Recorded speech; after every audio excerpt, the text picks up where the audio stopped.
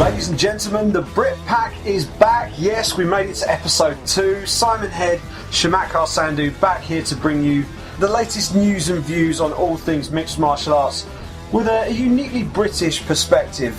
Coming up on this week's show, the dawning of a new era. BT Sport have signed a brand new broadcast deal with the UFC. We spoke about the potential for this deal last week. It's actually happened now. What's going to be different? We're going to talk about that. We'll also take a look back at the events in Atlanta, Georgia this past weekend, UFC 201, where Tyron Woodley shocked the world by knocking out Robbie Lawler in record time to become the UFC welterweight champion.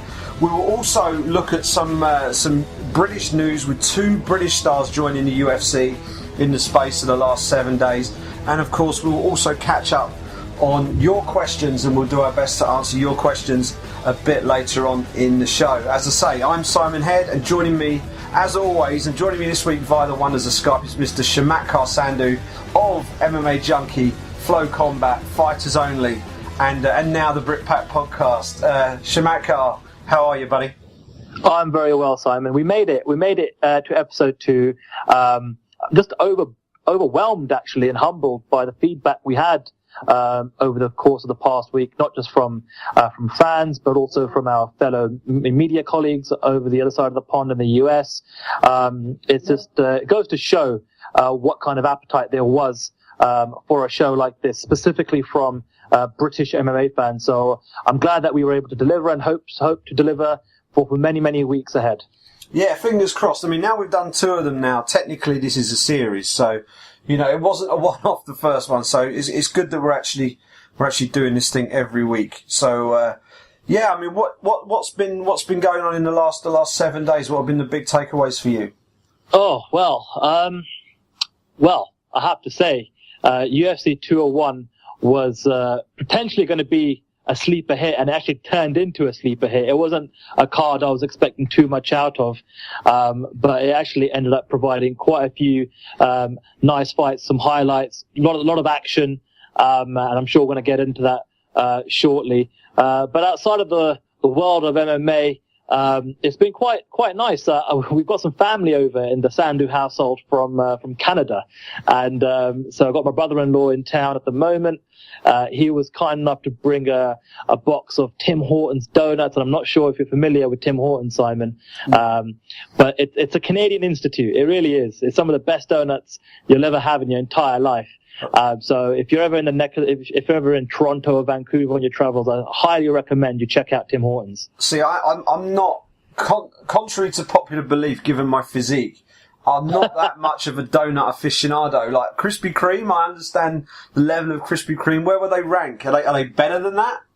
In my opinion, they're the best donuts in the world. Wow. So that's saying something. Wow. If that doesn't earn you a box of Tim Hortons donuts, I don't know what does. I've been pro wrestling, not personally. Yeah, I saw that. I've not been taking part. I've been part of the audience, but it was good fun. Progress Wrestling in London, they do some great stuff. Punk rock pro wrestling is what they call themselves. And William Regal, for any WWE fans out there, he popped in and made an appearance. And it was good stuff. It's nice to go out and check out some of that sort of stuff. It was good fun. I hope to do a bit more of that. But that's sports entertainment, and we are in the. I guess this is sports entertainment as well, but this is altogether more real. And in terms of the lack of predeterminism and the fact that we don't know what's going to happen beforehand. And the best example of that, I guess, is the main event at UFC 201. Tyron Woodley upsetting Robbie Lawler, 2 minutes and 12 seconds, fastest knockout in UFC welterweight championship history. I think we all knew that Tyron was good. I don't think there were that many of us who picked him to beat Robbie Lawler, and certainly not in the way he did. That was pretty impressive, wasn't it? It was, and I think I picked Lawler going into the fight, and kind of the main reason I did that is just due to Lawler's activity. You know, he's been fighting quite consistently over the last couple of years, and Woodley was coming in to this fight after an 18-month layoff, and you know, he's been involved in a few movies. So I wasn't really sure, you know, if I thought ring rust or cage rust would play its part, but it certainly didn't. I mean, we all knew that Tyron was going to be he's an explosive fighter, gets most of his work done early on in fights, and it proved to be the case on Saturday night. Yeah, no, it was a great performance from Tyron Woodley, who brushed off the very polite invitation to fight Wonderboy Thompson next. Wonderboy was working as a pundit and did a pretty good job from what I saw. He was quite a good addition to the panel.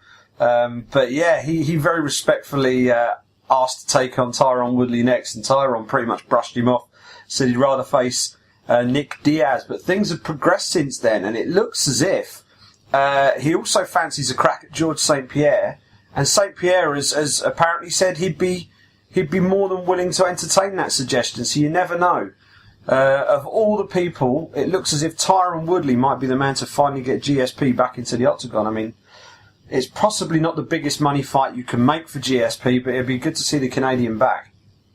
Well, I think with GSP, you can put him in there with a broomstick and he'll make money, Just the fact that GSP is going to make a comeback, that alone is box office. That alone is a massive draw. And I saw a lot of people online kind of, criticize Woodley for kind of, quote unquote ducking Wonderboy Thompson, but I can see where Woodley's coming from. He hasn't fought in 18 months. This is his primary source of revenue, fighting for the UFC.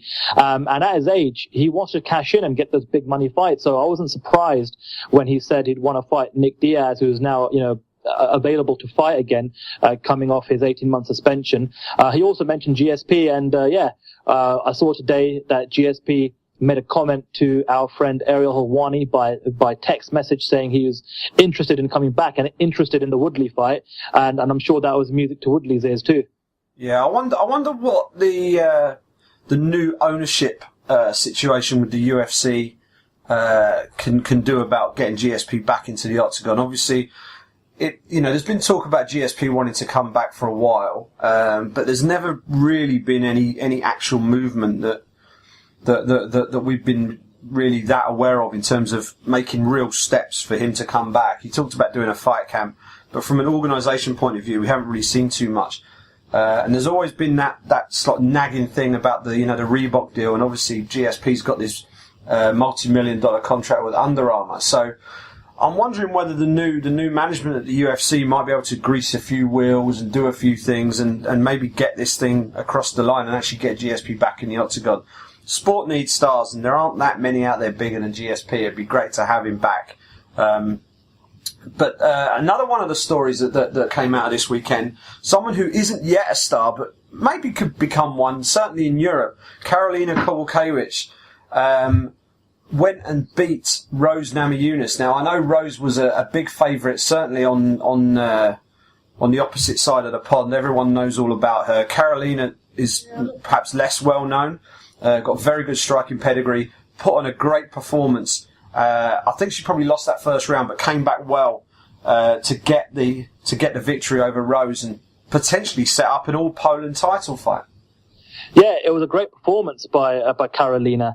I think, like many, I was also picking Rose Namajunas going into that fight, but Karolina was definitely a live dog in every sense of the word, and she proved to kind of, get the job done over the course of 3 rounds, much like Joanna Jędrzejczyk got off to a bit of a slow start last month versus Claudia Gadelha, but proved to be the victor over the course of 25 minutes.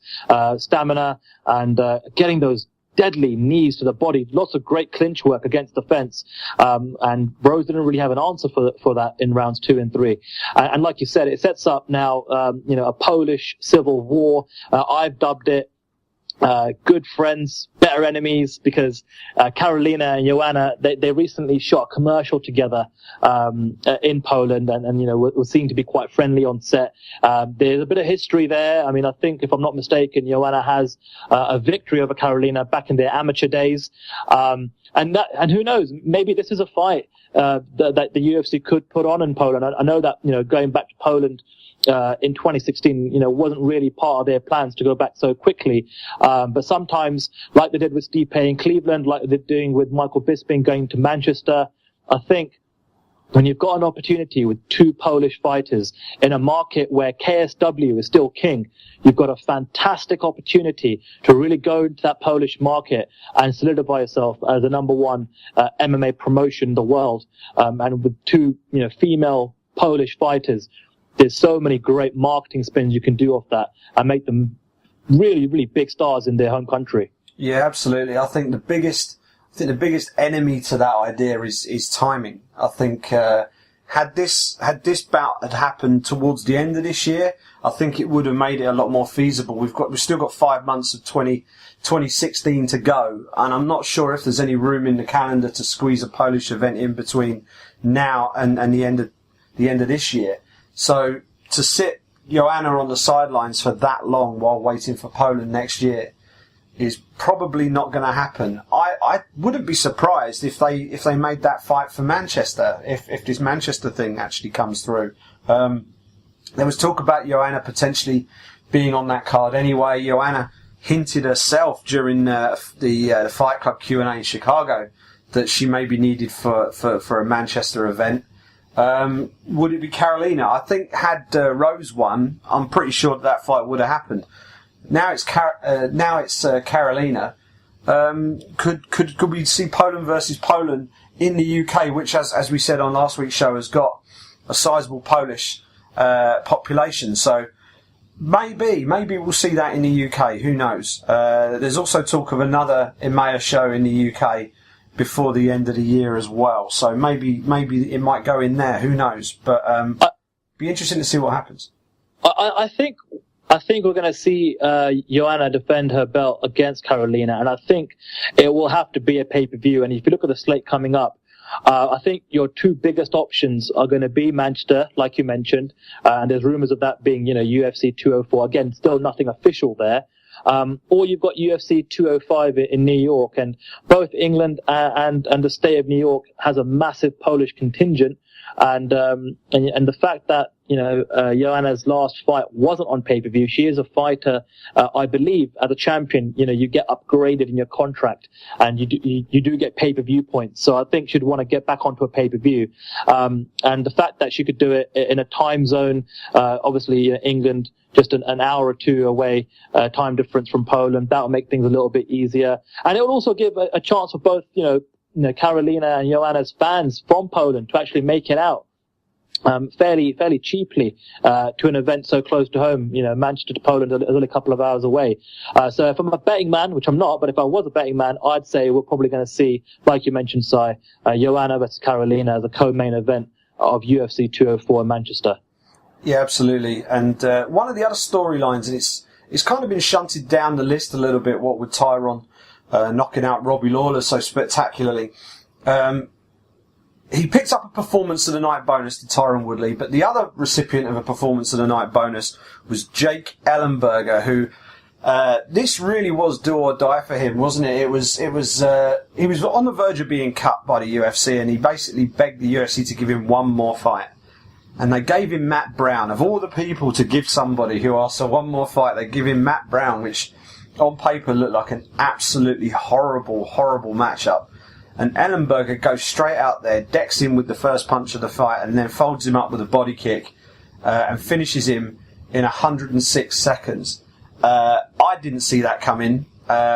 Nobody that I spoke to since has seen that coming. Did you see that coming?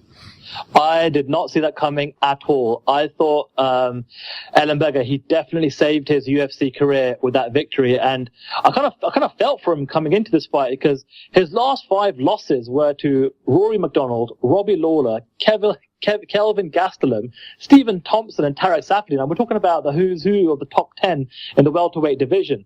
And now that he's got back to winning ways, I think you really need to be careful with how you matchmake him moving forward. I still think he's got marquee value. He's still got lots of potential. And I think if you can just build him back up, slowly, you can potentially get him to a stage where he can potentially, contend for the title maybe in the next year to 18 months. But you've got to be really careful with how you matchmake him.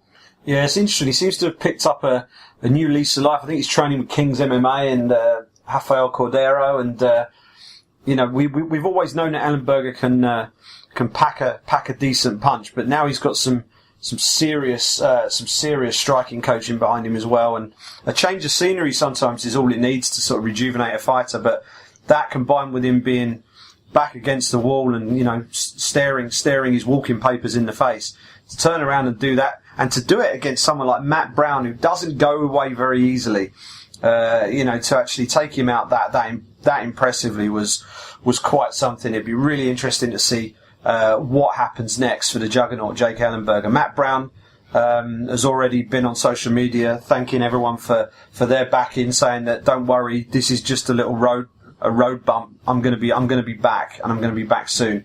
Other fights on that main card: Eric Perez and Francisco Rivera.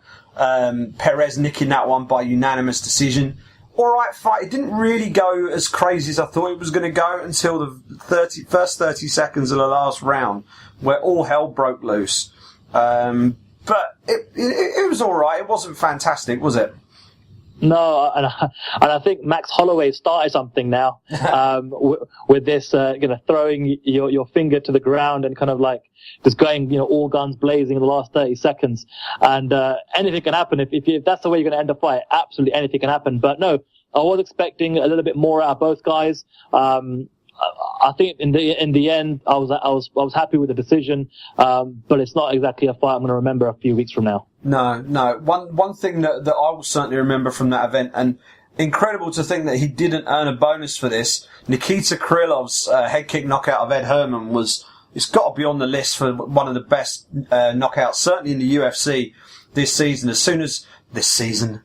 year. Seeing that immediately reminded me of Scott Ascom's head kick knockout of Chris Dempsey in London.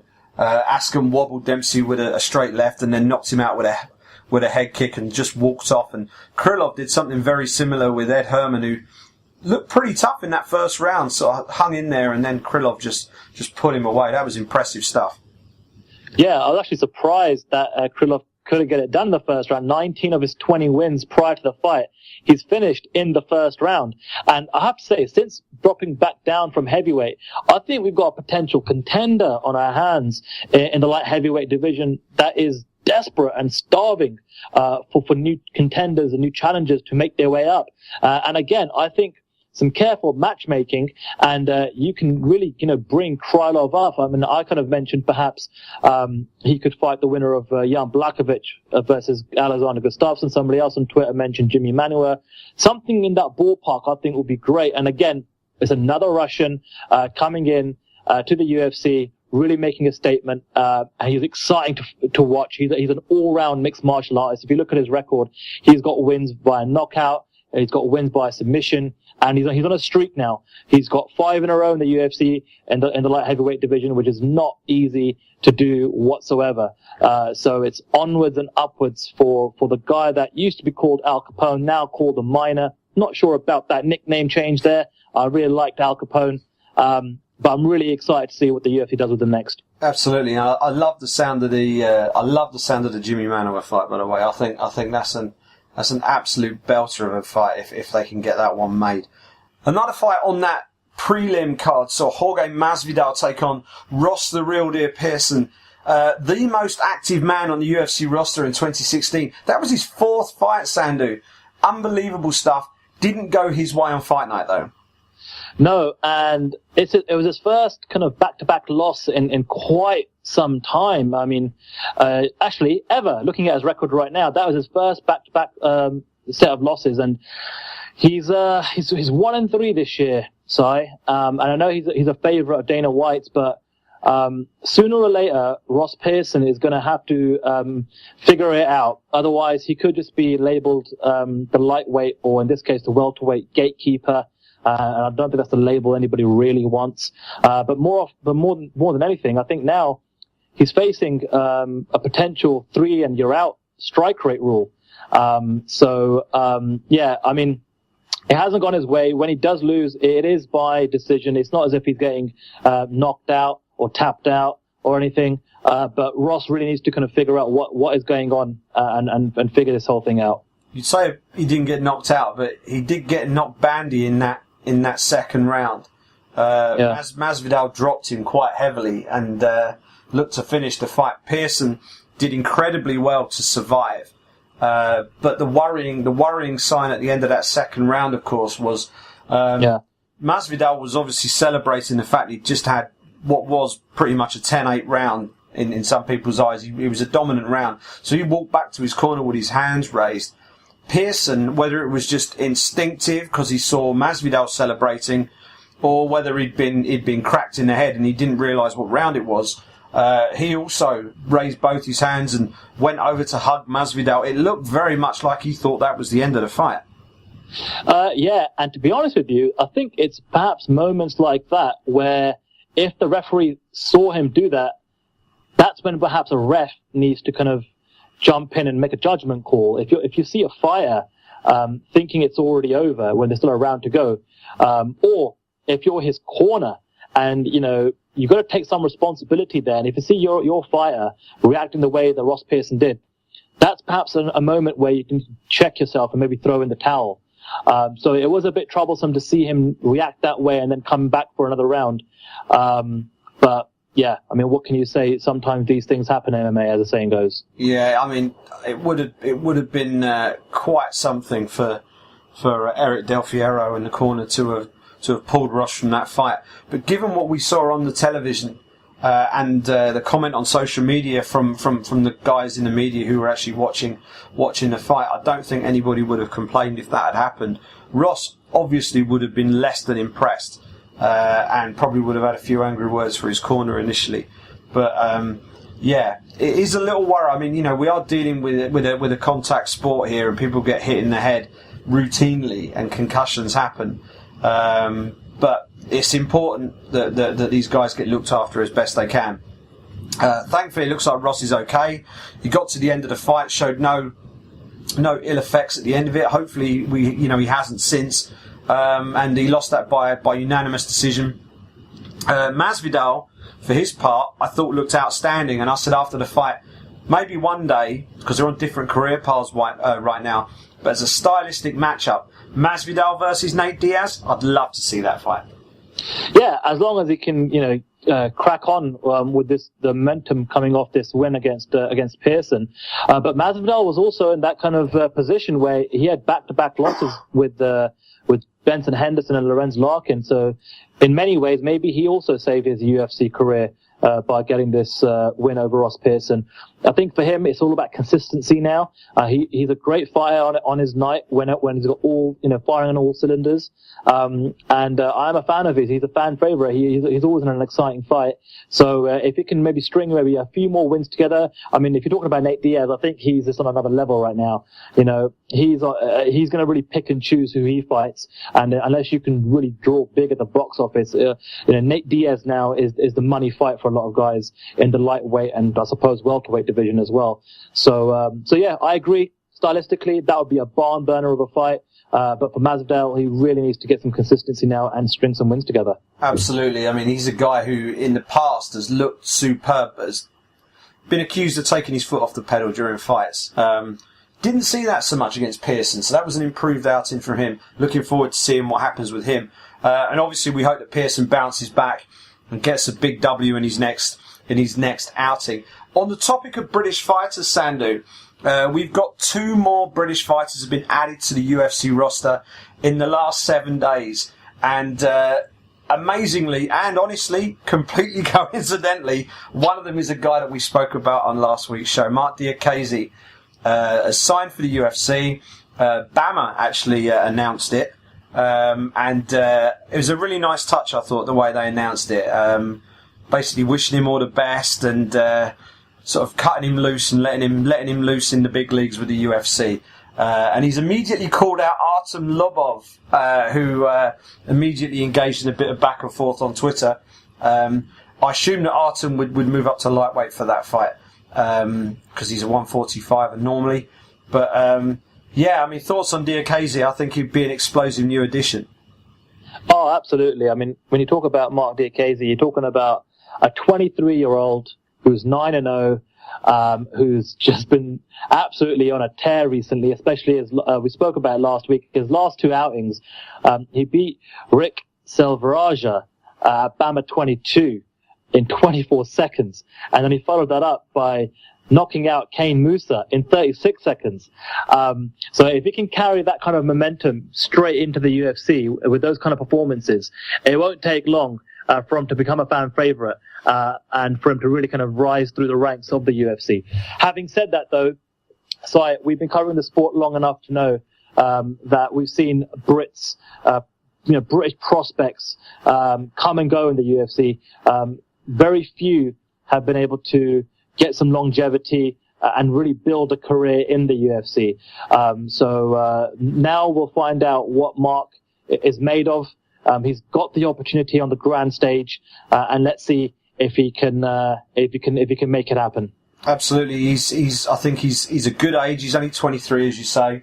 I think he's still got a lot of improving to do in his career. You know, he isn't hitting the UFC at his peak. He's still got a lot of development and a lot of improving still to come in his career.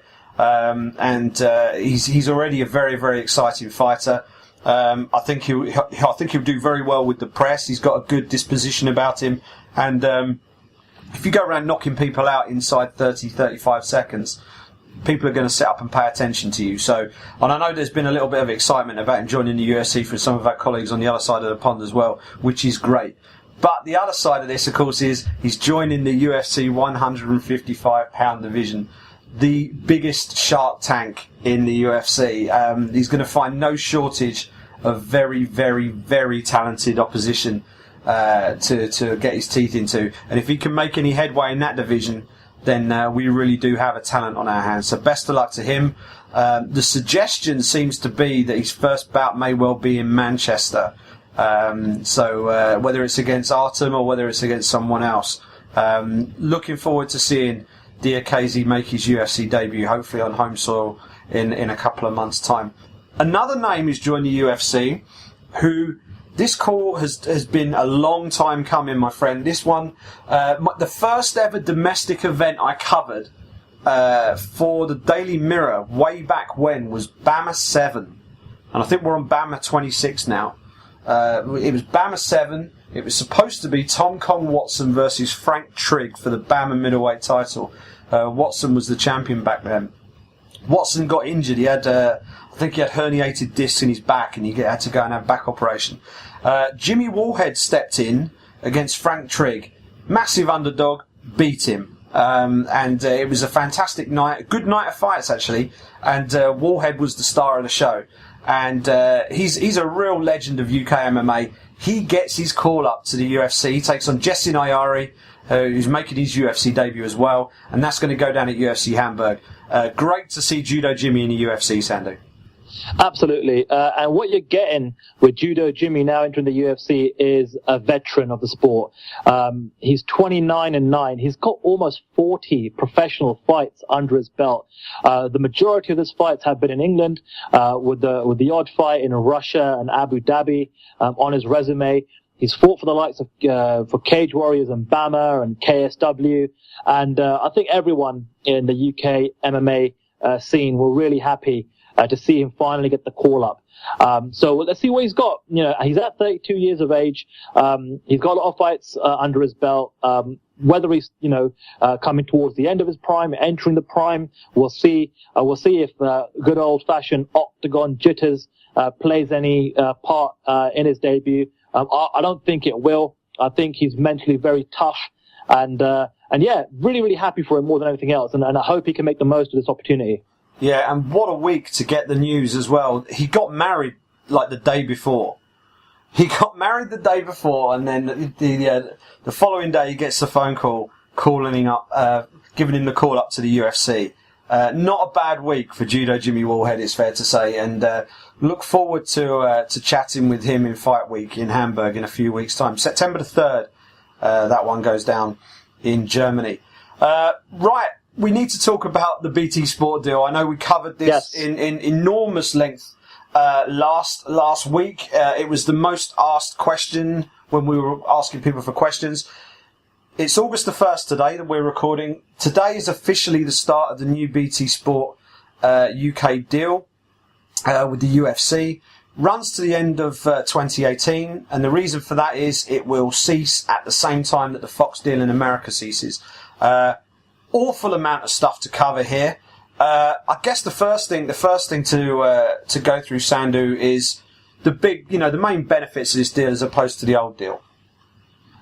Yeah, and I guess it all comes down to just consistency. We both spoke about it last week, Si. We're both Virgin Media customers, which means we get BT Sport as a part of the package for free. So essentially for us, there is absolutely zero change. We don't need to change provider. We don't need to make any extra subscriptions anywhere else. It is, as Dana White has said for many, many years, it is business as usual. I think the main thing that came out of the announcement was the fact that we're now going to finally have these European cards airing prime time, which hopefully should lead to more eyeballs and a bigger audience being attracted to the UFC as a brand, and it will definitely help the sport grow. But aside from the official announcement that was made by the UFC and BT Sport last week, it was great that you had the chance to actually speak to James Elliott and the UFC with an exclusive interview there, and actually get more details outside of the actual official press release. So why don't you kind of run down exactly the main kind of features of this new deal? Yeah, I'll do it as quickly and as briefly as possible, because it could go into many hours, and I won't do that and bore everyone. But the main highlights are everything's going to be in one place. Every single UFC event will be live on BT Sport, and the way that breaks down is as follows: the Fight Pass prelims will remain exclusive to UFC Fight Pass. The televised prelims that are normally on Fox in America, BT Sport will have those live, but they will also now share those with UFC Fight Pass, which I will talk about in a minute.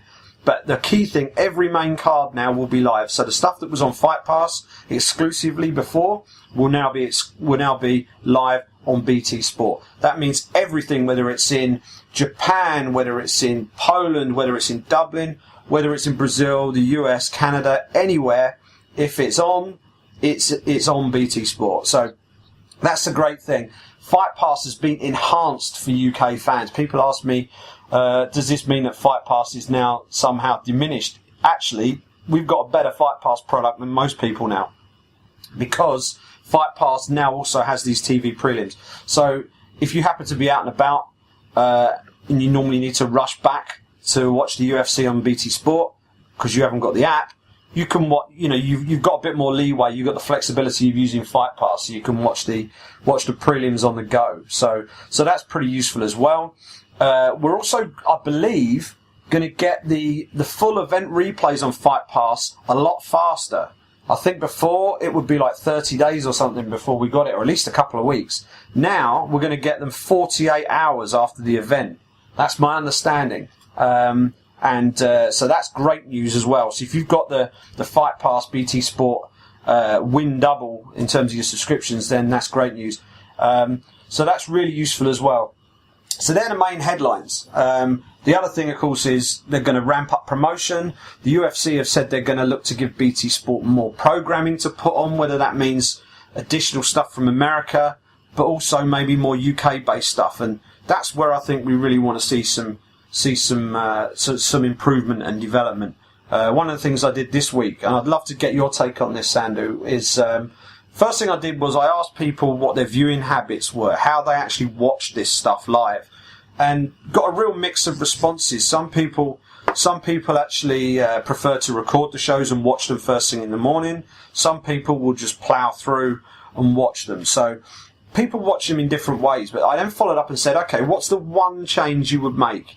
And I asked people to be constructive rather than critiquing, and got some really good responses from people saying, what was the one change that you would make just to enhance BT Sports coverage this time round? And I've got some really good stuff. We've got an article up on the Sun website with a load of bits and pieces in there. I'd love to get your take on it, buddy. What would you do if you had the ear of Simon Green, the head of BT Sport, and he said, okay, Sandhu, I'll action one of your ideas. What idea would you give him?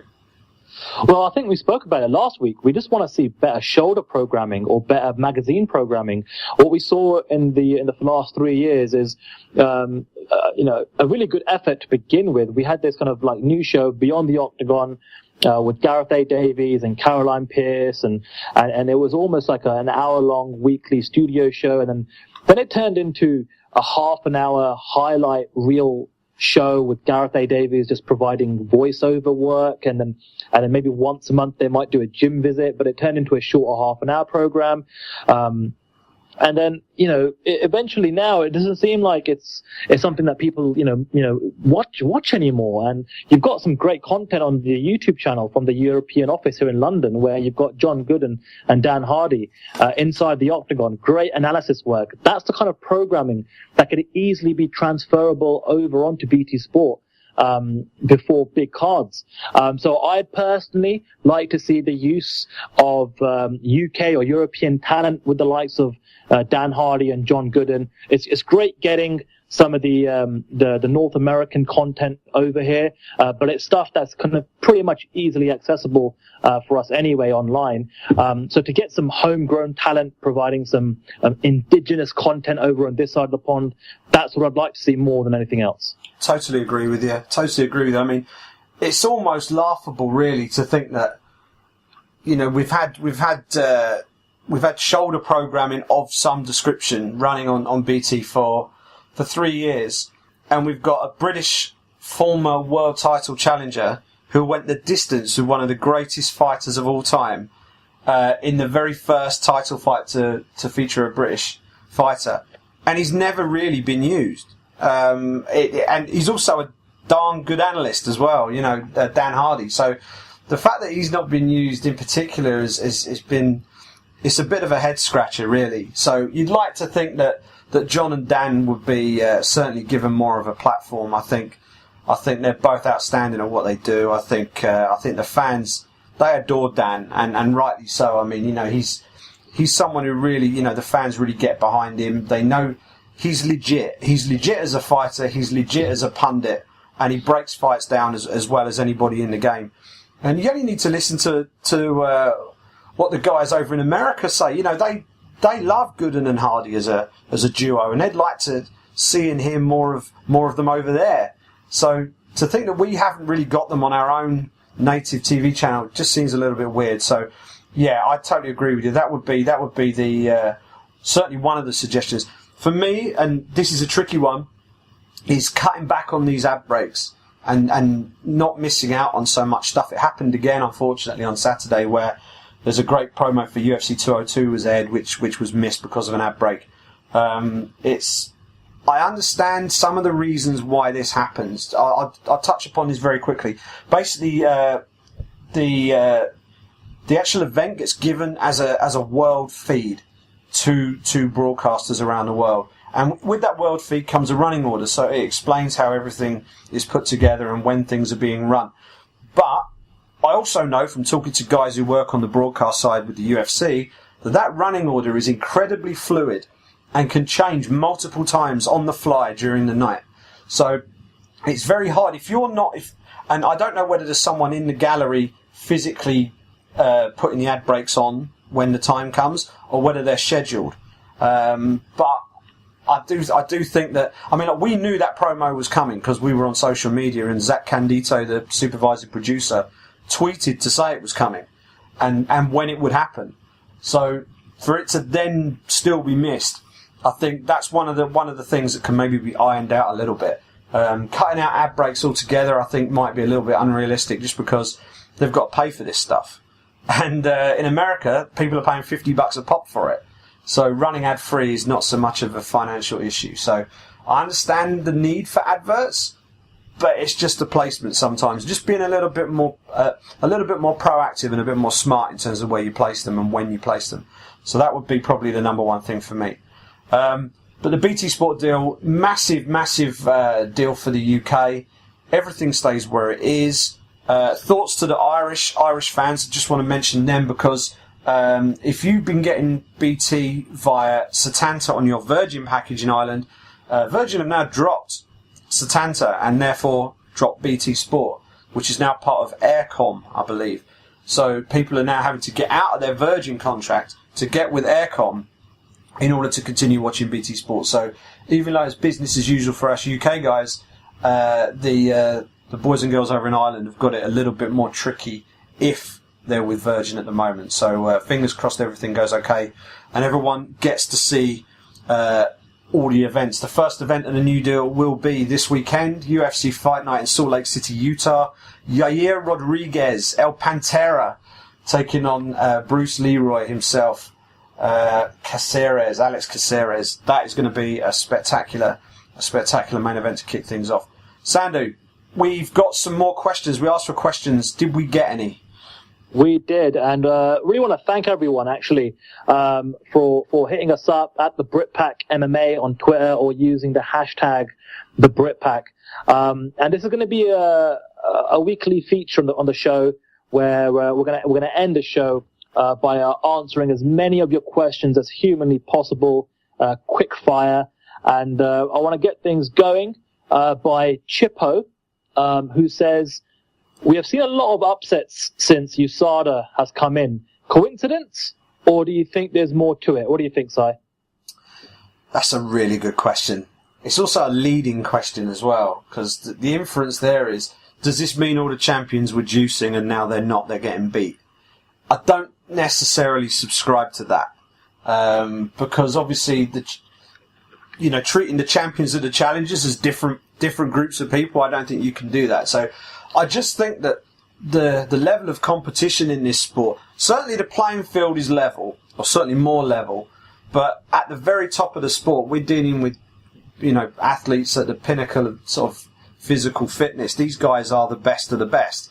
And the nature of the sport is such that there are so many ways to win and lose a fight, and every fight you go in there and it's on a knife edge. And we saw it with Tyron Woodley. Most people thought that Lawler would take him into deep water and deal with him in the championship rounds. But it didn't get to that. Woodley's explosive power and his ability to time his attack and blitz him at just the right moment was what won him the fight. Another day it could have gone into the 4th or 5th rounds and Lawler could have busted him up. It's a remarkable run. We've lost 7 champions in 7 months, which is incredible. There's 10 championship belts and 7 champions have lost their titles this year. So it's quite remarkable. And I think we're on a run of like 4 pay-per-views in a row where a champion has lost their belt. So I don't know. I don't think you can attribute it specifically to USADA. I think there's an awful lot more involved. Yeah, I don't subscribe to it either, and I think it just goes down to how unpredictable this sport is. And you already mentioned we've had 7 title changes in 7 months. That just goes to show how unpredictable the sport is. Nothing more, nothing less. I think you can perhaps pin the whole USADA thing on 1 or 2 fires, and obviously, the one that comes to mind is the poster boy of TRT, Vitor Belfort himself, where obviously when he was on TRT, you could see, he didn't really pass the smell test or the eye test, so to speak, and his performances were just absolutely ridiculous. He was just knocking guys out left, right, and center. And then since USADA came in, aesthetically, you can see there's been a massive change in his body and his performances as of late as well. But I don't think you can place that on a whole batch of fighters and attribute that to some of the results we've been seeing over the past kind of year to 9 months or so. But moving on, Graham Hughes, he tweets in and he says, any news on the Manchester card? Was expecting an announcement over the weekend. Now, this is quite interesting because as me and Simon were preparing for episode 2 during the week, we knew that we'd be talking about the BT Sport deal, and we thought we might finally be able to openly talk about UFC 204 in Manchester, because at the moment it's still classified as a rumor. And Dan Henderson himself, in an interview with our friend Niall McGrath at Severe MMA, he literally came out and said, yeah, it should be a pay-per-view, it should be in Manchester. And I don't know why we're still waiting. Maybe it's got to do with just getting the local council permission or the permit in Manchester for a late night card or a late night license. But we should be, getting an official announcement by the UFC very, very soon. I mean, do you think, Simon, by this time next week, we'll finally be able to talk about it? Well, you'd like to think it'll be quite soon, because obviously you need a run-up. You need a run-up for ticket sales, and they like to give themselves a reasonable amount of time to promote the event, to get the on-sale dates set, and start to build the card. So we pretty much think we've got a main event. That would be enough to announce. If we've got, I mean, we announced London and we didn't have a main event, and the thing still sold out in, I think it was 28 minutes. So Manchester with Bisping versus Dan Henderson as the main event, tickets are going to go flying out the door, irrespective of who else is on that card. So I'm beginning to think that maybe there's a few logistical and perhaps bureaucratic reasons why we haven't had an announcement yet. Dealing with councils, having worked for one many years ago, it's laborious, to say the least, to get stuff done. The amount of red tape and paperwork that needs dealing with. So it really does. If it's that wouldn't surprise me at all. But I won't worry too much. I think as soon as everything's good to go, we'll hear. I certainly don't think we'll be hearing it left as late as the TV deal announcement, for example, purely for the point of view they've got to flog the tickets, and so I think we'll hear relatively soon. Fair enough.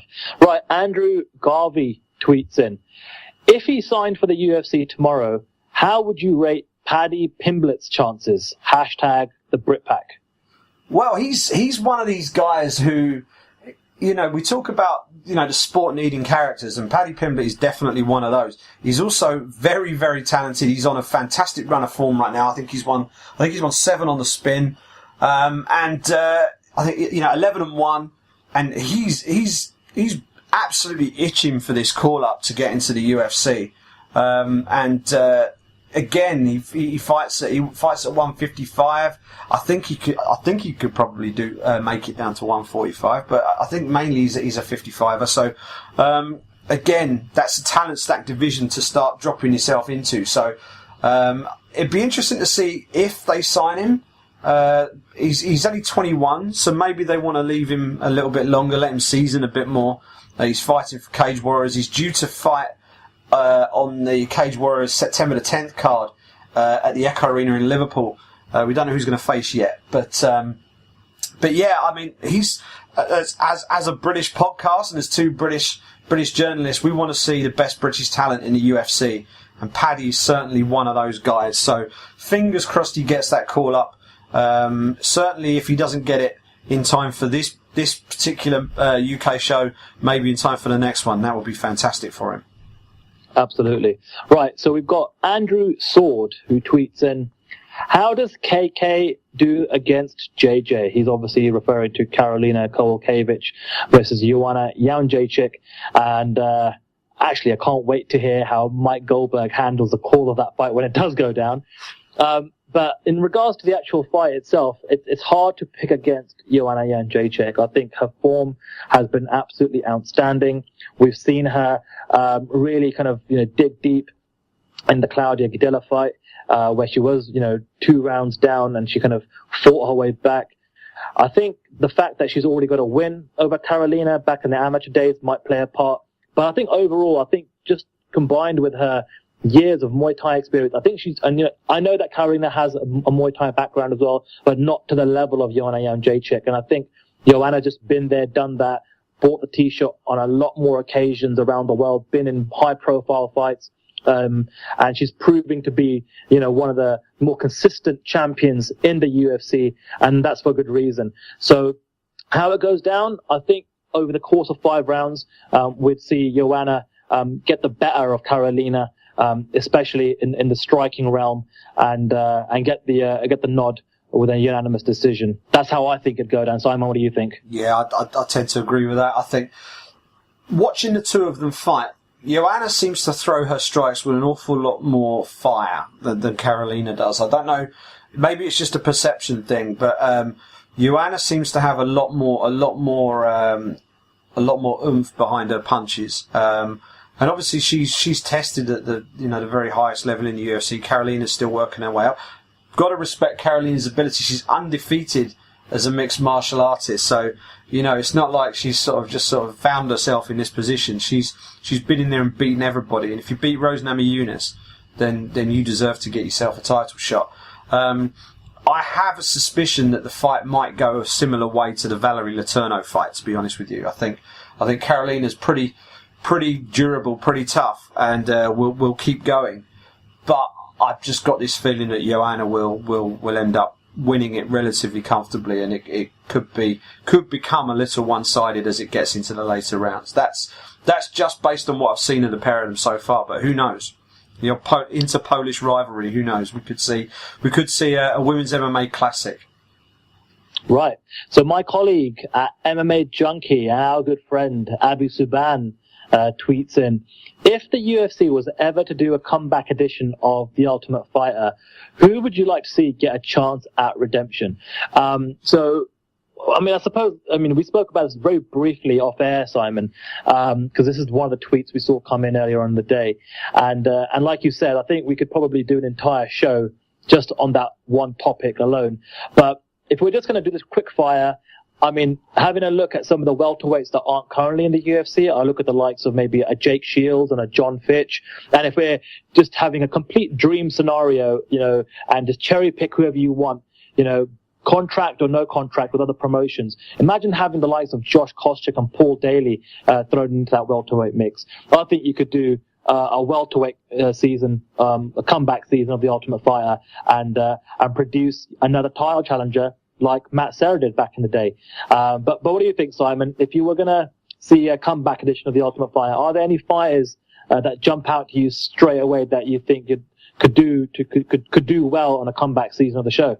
Well, I don't know if I'd pick individual fighters. I'd go for a theme, and I've got one slightly sensible suggestion and one stupid one that I think would be quite fun. The sensible-ish one would be go down the WEC route and gather together some of the big stars of the WEC from days past. Gather like 2 weight divisions worth and have 2 weight classes. Maybe have sort of 8 from each. And have a WEC themed season of The Ultimate Fighter. I think that would play into the nostalgia. I think it would showcase some of the lighter weight classes, and it would give a bit of shine to some guys who have perhaps been at the top and are beginning to fall back into the pack a little bit. So I think that would be a whole lot of fun. If you want a stupid suggestion, and I'm full of those, then we could have the USADA version of The Ultimate Fighter with all the guys who are currently on suspension, and we could put them through a series of ridiculous physical challenges and do something daft with them. But that's a bit stupid. But no, I think the whole WEC thing, I think that might be viable. To be honest, I think The Ultimate Fighter's largely dead, and I think looking for a fight seems to have taken over now, and that seems to be doing quite well in terms of unearthing some actual talent. But for a comeback season, I'd go to WEC route. Yeah, I agree. I actually haven't seen The Ultimate Fighter in quite a few seasons, to be fair. The show has just lost the appeal for me.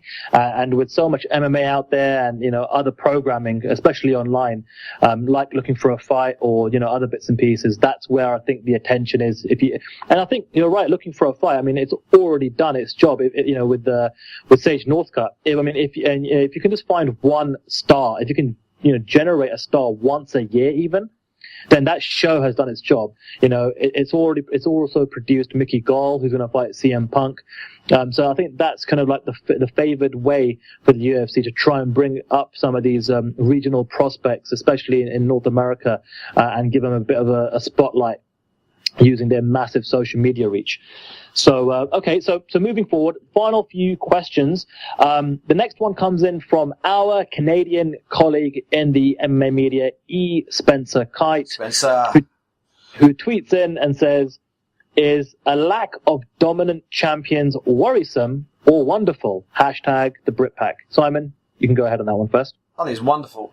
I'll tell you why. If you had a dominant champion in every division, then it would be a little bit static. It would be I hesitate to use the word boring, but it would probably be a bit boring. If you've got quite transient sport at the very elite level where championships are changing hands, what it then means is when you do have a dominant champion, as we have with Demetrius Mighty Mouse Johnson, that makes their achievements all the more noteworthy and, you know, all the more spectacular to actually consider. You know, this isn't boxing where people can more easily dodge title shots, or they can pursue different belts and all the rest of it, or they come in with ridiculously padded records and things like that, and they can pick and choose their opponents. You tend to get the best fighting the best in most cases, and therefore belts are going to change hands. So I'm all for it. I have no problem at all with belts changing hands. It proves that the sport is legit. It proves that the sport is competitive. And it also proves that the sport is constantly evolving. You stand still in this game for 5 minutes, you'll be in the tail, you know, looking at someone's tail lights. So you've got to keep moving forward, whether you've got a belt or not. And we've seen it, 7 title changes in 7 months. I think it's great. It's chaos, but it's great. I love it. Yeah, I agree, and I think what this recent run of unpredictability has done and title changing hands is it finally showcases someone like Demetrius Johnson, who perhaps hasn't had the love that he should, you know, rightly be receiving from everybody, because, you know, people just think, oh, you know, he's been, you know, his division isn't as strong and so forth, but this is the absolute elite. These are the best mixed martial art artists in the world, who predominantly all fight for the UFC. And I think now, with so many belts changing hands in so many divisions, it'll finally give a massive spotlight on a consistent, dominant champion in Johnson. And I hope the UFC, when he returns and he fights again, really make a big emphasis on that consistency, because I think that's what he's all about, and that's the way to kind of really push him up the ranks in terms of star power. And people can hopefully respect that and tune in to see a dominant champion like him, like a John Jones was for so many years, you know. So yeah, I totally agree on that.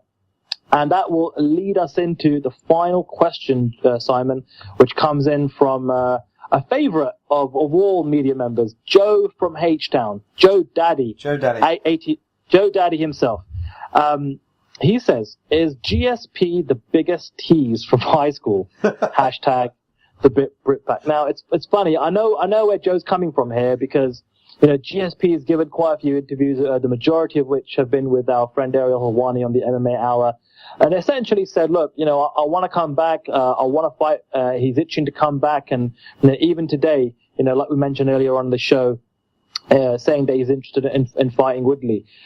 I don't know what's stopping this, and obviously it's got to do with some of the contractual issues with the UFC. Like you mentioned, Sai, you know, he is on an older deal, which predates Reebok, which predates USADA, and so forth. So there's bits and pieces to sort out, but I hope, for the sake of the fans, for the sake of GSP wanting to make, you know, a return at a time where he's still, you know, potentially in the prime of his career, that they can get this thing figured out, because I think everyone would love to see what a GSP in 2016 looks like. What do you think, Sai? I mean, is GSP just a big tease from high school, like Joe Daddy says? A little bit. I think he's answering the questions he's being asked, so I think you've got to cut him a little bit of slack. But also, I think the time has now come where, if he really is serious about coming back, and we're led to believe he is, then I think what needs to happen next is he needs to sign a new deal, or his deal needs to be reconfigured, and there needs to be some sort of official line drawn where we say GSP is coming back. Now all we need to do is decide what fight he's going to have. Now, there's all this stuff going on in the background in terms of endorsements, in terms of commitments to Reebok or not, as the case may be. All that stuff could be dealt with. What we need is a line in the sand that says, is he coming back, yes or no? And if the answer is yes, that then makes all those other things much easier to deal with, because you're not dealing with what ifs anymore. Say, right, one of the sport's biggest draws, one of the biggest stars in the history of the sport, has said he's coming back. These are the things we need to make happen. And they will go and make these things happen. But it needs that definitive statement to not, rather than saying, yeah, I'd be interested in doing that. Oh, that sounds quite nice. Maybe I'll come back and do that. What we want is, I'm coming back. get ready. Then it happens. Then the wheels start moving. Then it happens. The fans can get excited. And there's none of this will he, won't he. It's like Ross and flipping Rachel in Friends, isn't it? Will they, won't they? Now, is GSP coming back or not? I think he will. But the best thing would be for him to go on Ariel's show or anyone else's show and to turn around and say, guys, I am coming back. So the Anderson Silva thing, I back. That's what we want. That's exactly what we want. GSP, just tell us, man. Tell us you're coming back. And then everyone can be happy. Well, speaking of telling us something, I think just by looking at some of the numbers from our very first episode last week, I think, Simon, you and me were both blown away by what the listeners of the show told us. So we were just absolutely humbled by seeing how many people subscribed and some of the comments and reviews that we received already, and it allowed us, after just one episode, to break into the iTunes top 100 in all categories in the UK charts, and also the top 20 of the sports category, which is absolutely fantastic. Top 15, believe it or not. Yeah, exactly, top 15. But what we'd like to do is just ask everyone that's listening to the show, whether it's on Stitcher, whether it's on iTunes, whether it's on SoundCloud, please share the show. Help us blow this thing up. Rate us, review us. Those rates and reviews really help push us up the rankings, and it really would allow us to kind of really help grow the show, and who knows what opportunities may be available for the show moving forward. The one thing I did want to quickly say, I forgot to do this last week, is I want to give a big shout out to Boss Logic. Now, Boss Logic is an artist based out of Australia. If you've seen any of our artwork on Twitter, on Stitcher and on iTunes and so forth, that's all from Boss Logic. How I became aware of Boss Logic is he was actually somebody that would provide just fan artwork with his own take on big UFC fights like Diaz and McGregor.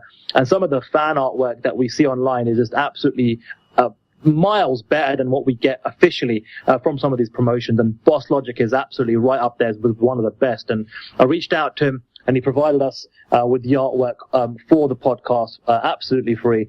So I want to give a big shout out to Boss Logic. If you're interested in following his work, you can just find him on Instagram and Twitter at Boss Logic, and I highly recommend you do, especially if you like your movies and TV shows. If you're a comic book fan, some fantastic artwork out there from the guy.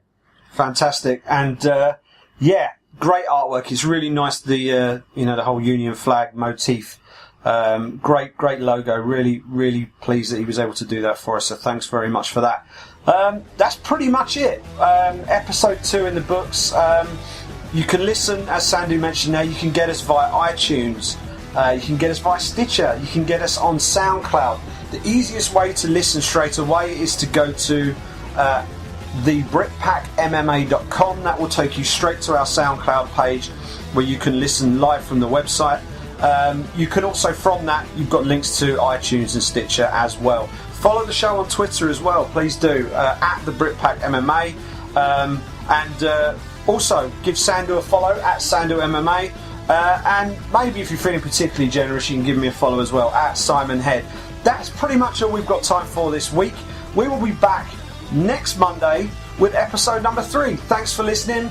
Enjoy the fights next weekend, and we'll speak to you on Monday.